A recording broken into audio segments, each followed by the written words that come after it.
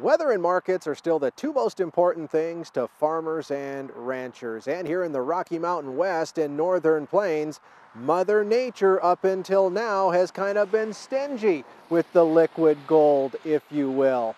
But here of late, because of a couple recent weather systems moving across our region, farmers and ranchers have a whole new outlook to this year's growing season.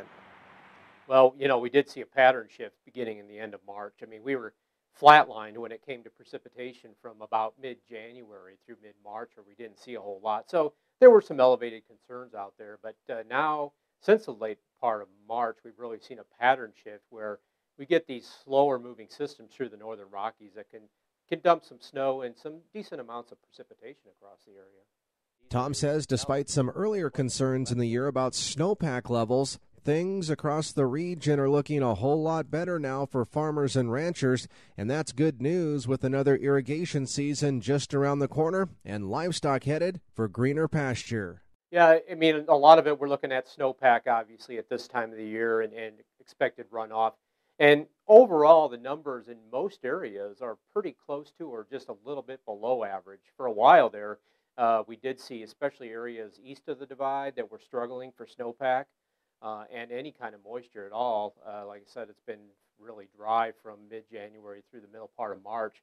But those areas have actually rebounded now since late March into the current time frame where we have seen these systems come through. But early on in the winter, west of the divide did pretty well as systems moved in from the Pacific Northwest. And in fact, areas like western Montana saw some improvements to their drought conditions with series of systems moving into that area.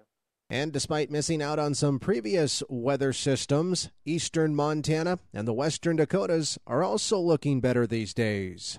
Yeah, so that pattern shift has changed now, and throughout much of the winter, we saw this pattern from west to east for the storm systems moving across.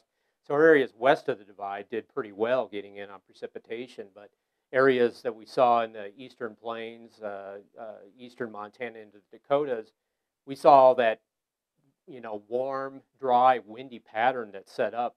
And just since late March, we've seen that pattern shift, and we've seen some beneficial moisture come into most areas.